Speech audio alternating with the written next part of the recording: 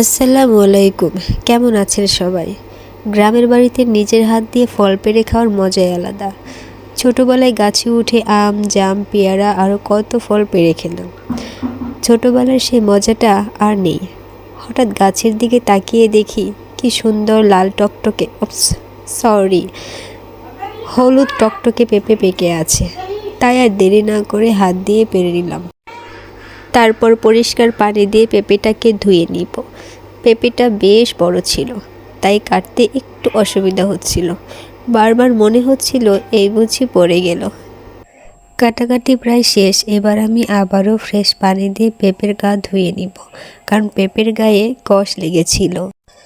আসলে শহরে থাকলে গ্রামের এই ফলগুলো খুব মিস করি। শহরে ফরমালিনযুক্ত ফল খেতে খেতে শরীরে রোগ বাসা বেঁধেছে। এই জন্য শহরের মানুষদের থেকে গ্রামের মানুষেরা ফিট থাকে বেশি। এবার আমি পেঁপেটাকে সাইজ মতো কেটে নিব।